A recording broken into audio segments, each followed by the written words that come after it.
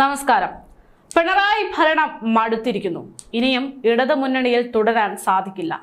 ഒടുക്കം മണ്ണാർക്കാട് CPI നേതാവും അനുയായികളും BJPയിൽ ചേർന്നിരിക്കുകയാണ്. CPI Thachampara local secretary George തച്ചമ്പാറയാണ് BJPയിൽ ചേർന്നിരിക്കുന്നത്. BJP സംസ്ഥാന അധ്യക്ഷൻ K. സുരേന്ദ്രൻ അദ്ദേഹത്തിന് അംഗത്വം നൽകി പാർട്ടിയിലേക്ക് സ്വീകരണം നടത്തിയെന്ന റിപ്പോർട്ടുകൾ പുറത്തുവരുന്നു. നിലവിൽ ഗ്രാമപഞ്ചായത്ത് അംഗമായിട്ടാണ് ജോർജ് പ്രവർത്തിക്കുന്നത്.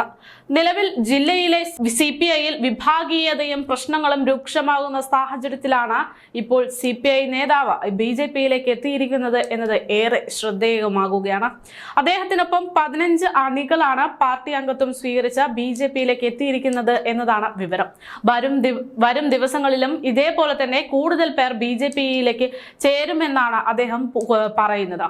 പാലക്കാട് നിയമസഭാ മണ്ഡലങ്ങളിലെ ഉപതെരഞ്ഞെടുപ്പുമായി ബന്ധപ്പെട്ട BJP ഇന്ന് യോഗം ചേർന്നിരുന്നു. ഇതിന്റെ ഭാഗമായിട്ടാണ് ഈ യോഗത്തിൽ അംഗത്വ വിതരണം നടത്തുന്ന രീതിയിൽ വാർത്തകൾ പുറത്തു വന്നത്.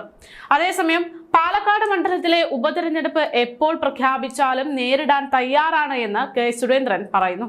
ഇക്കുറി വലിയ ഭൂരിപക്ഷത്തിൽ പാർട്ടി വിജയിക്കുമെന്ന വിശ്വാസത്തിലാണ് BJP. ഇത്തവണത്തെ ലോക്സഭാ തിരഞ്ഞെടുപ്പിൽ BJPയുടെ വോട്ടുകൾ കൂടുകയും മറ്റു 2 പാർട്ടികളുടെ വോട്ടുകൾ കുറയുകയും ചെയ്തിട്ടുണ്ട്. ഇതിനോടുള്ള ഭരണവിരുദ്ധ വികാരത്തിന്റെ ആനുകൂല്യം BJPക്ക് ആയിരിക്കുമെന്നതാണ് K. സുരേന്ദ്രൻ പറയുന്നത്. അതേസമയം പലപ്പോഴായി ബിനോയ് വിശ്വം അടക്കമുള്ള CPI നേതാക്കന്മാരിൽ പലരും പിണറായി വിരുദ്ധ നയങ്ങൾ തുടരുകയാണെങ്കിൽ അത് സഹിക്കാൻ സാധിക്കില്ല, അങ്ങനെ ഒരു ഗതി വരികയാണെങ്കിൽ പിന്നീട് പാർട്ടി വിടേണ്ടി വരും, മുന്നണി വിടേണ്ടി വരും എന്നുള്ള രീതിയിലൊക്കെ സൂചനകൾ നൽകിയിരുന്നു. കമ്മ്യൂണിസ്റ്റ് പാർട്ടിക്ക് ശക്തമായ രാഷ്ട്രീയമുണ്ടെന്ന് പലതവണ CPI നേതാക്കൾ ഉന്നയിച്ച് ആവർത്തിച്ച് പറഞ്ഞ കാര്യമാണ്. അത് LDFനൊപ്പം തന്നെയാണ്. LDFനെ ശക്തിപ്പെടുത്താൻ വേണ്ടി അതിനാവശ്യമായിട്ടുള്ള തിരുത്തലിന് വേണ്ടി CPIയും CPMും എല്ലാം ശ്രമിക്കണം. അതേക്കുറിച്ച് ഏറ്റവും വ്യക്തമായ കാഴ്ചപ്പാട് വേണമെന്നതടക്കമുള്ള കാര്യങ്ങൾ പലതവണ ഈ ലോക്സഭാ തിരഞ്ഞെടുപ്പുമായി കഴിഞ്ഞ സമയത്തൊക്കെ ബിനോയ് വിശ്വം ഉൾപ്പെടെയുള്ള CPI നേതാക്കൾ പലതവണ ആവർത്തിച്ചു പറഞ്ഞു.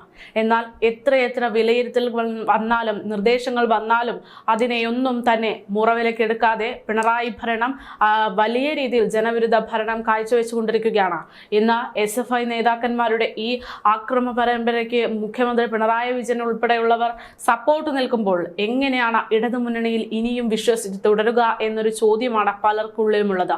ഈ ഒരു സാഹചര്യത്തിലാണ് ഇപ്പോൾ പാർട്ടി മുന്നണി വിട്ടുകൊണ്ട് പലരും പുറത്തേക്ക് പോകുന്നത് എന്നത് കാണുന്നത്. എന്തായാലും BJPയിലേക്ക് അംഗബലം കൂടുകയാണ്.